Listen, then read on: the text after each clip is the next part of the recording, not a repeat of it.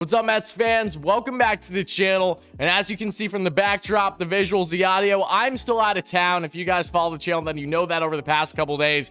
But regardless, when Mets news comes out, especially on the trade rumor front, we have to cover it ASAP, folks. So we're going to jump right to the chase in this video. All I ask is that if you end up enjoying this quick Mets update on the trade rumor front and all this type of Mets coverage overall, don't hesitate to smash that like and subscribe button. Sharing this video with your friends, on the notification bell, all those great things. Thank you guys so much for the continued support, but let's hop right in, everybody, because as you see right here, the latest breaking news that has come out over the night in the past 24 hours, just a couple hours ago this morning Eastern time, and this comes from my man Michael Marino and also Pat Ragazzo, both doing a great job covering the New York Mets here in this trade rumor front, especially have come out and said that yes, the Mets currently have a trade offer on the table sent to the Washington Nationals in order to acquire not just Josh Bell, but also a reliever from the Washington Nationals organization. And in return, the Mets would have to give up a high-level type outfield prospect and some type of pitching prospect. So again, shout out Michael Marino, has been doing a great job as of late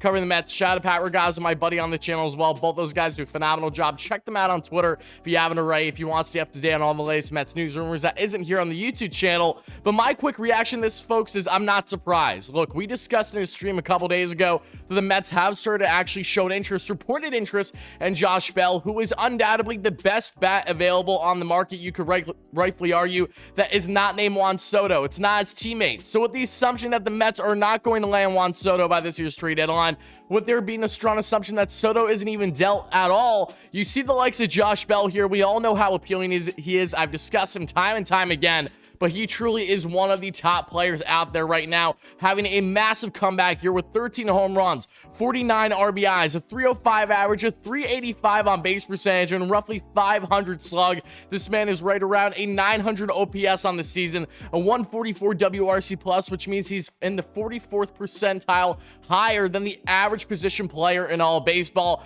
Bell gives you that switch hitting power, and his splits are phenomenal against both righties and lefties, regardless of the side of the plate that he is on. And that is exactly what the Mets need for this offense that has been beyond anemic now to start the second half of the season, losing back-to-back games here for their first series of the year against the Padres in the second half. Only scoring one run through those first two games at the time recording this. It's pathetic. Things need to change. Daniel Vogelbach will be getting some playing time to rake against righties that we talked about in a previous trade video. Check that out if you haven't already, folks. Links down below in the playlist as always. But when looking at the Mets overall here, folks, they need more offense. We all know that. I said time and time again, the Mets would tack on more here. So no one should be surprised that the Mets are destined to land one of a Josh Bell, a Trey Mancini, a CJ Cron, maybe even if he's available, JD Martinez from the Boston Red Sox, among other bad options out there. But the Mets love Bell. He has been really high on their radar from everything that we've seen and everything that I personally heard. So for the Mets to land someone like him is absolutely crucial to help get this team over the top, down in the middle of that lineup, to give you a consistent home run power bat, then give you upwards of 25 bombs total on the season.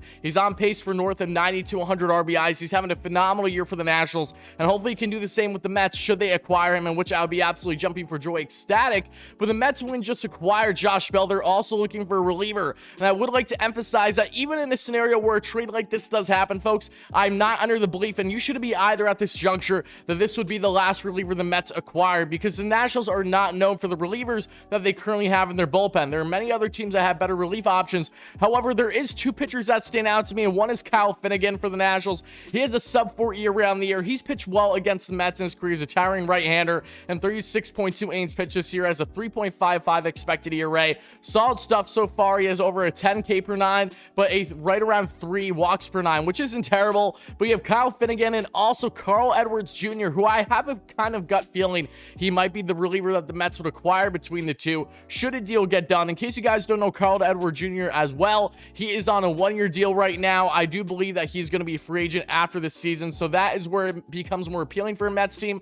They like Josh Bell, especially because he's a rental. Carl Edwards Jr. is not going to be with the Nationals after this year. He's a free agent as well, so the Mets not having to give up an arm and a leg for a reliever and a big bat like this, they would like to do it. 34.1 innings pitched for Edwards as well, with a 3.15 ERA, a 2.64 expected ERA, at just over 1 whip. He has a 9 K per 9 and right around a 4 walk per 9, so I don't love that. That's a walk control that the Mets would have to fix. Same thing that they did with Adam Ottavino entering the year. But I would like to emphasize once more, folks, even if a deal like this does happen, I do not expect the Mets to be done on the bullpen front. Offensively, of course, they're done. when you land arguably the best bat out there on the market, Josh Bell, that isn't Juan Soto and Daniel Vogelbach. Your offense is locked and loaded now. Post-trade deadline here that we are seeing. I'm damn excited to see what they can do. Relievers wise, I like Carl Edwards Jr., but I want more, and I think the Mets want more. So that's why you still have to look at the David Robertsons of the world, which the Cubs seem to really like a guy like Dom Smith. So that could be a situation where Dom gets dealt for someone of David Robertson and I would love David Robertson. I think most Mets fans would. He's a high leverage guy, knows what it takes to win in New York, all that fun stuff.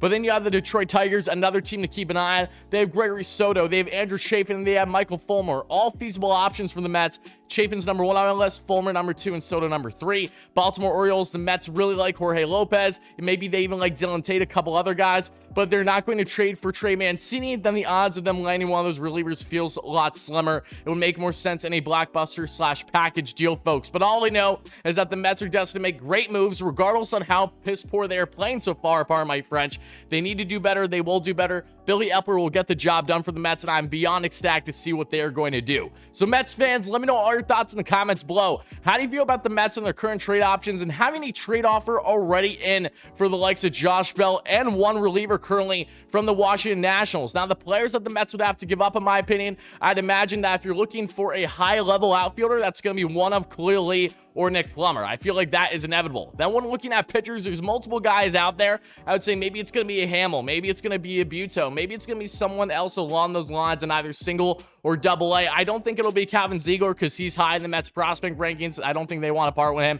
Same thing with Matthew Allen. He's like the Mets best pitching prospect, you could rightfully argue right now. So I would see one of the lesser guys in single or double A to keep an eye on if a deal gets done. But again, folks, make sure to let me know all your thoughts in the comments below on how you feel about this potential package deal in which the Mets land a big bat and a strong reliever. They wouldn't be done, but they would be getting close to at that point for sure. All I know is, again, guys, Mets are going to do great things, and it's going to be fun to see how this all transpires. Thank you guys all so much for watching. If you ended up enjoying this kind of Mets content and you want to see more great Mets content like this, don't hesitate from smashing that like and subscribe button, sharing this video with your friends, on the notification bell, all those great things. Stay tuned for more great content. As always, folks, we'll be doing more post-game live streams throughout the week. I will be at the Subway Series this Tuesday with Taiwan Walker on the bump, so stay tuned for that. And just a lot of great content every single day, per usual, here on WardyNYM, all things Mets leading up to the trade deadline and beyond. Thank you again, folks. And as always, let's go Mets, baby.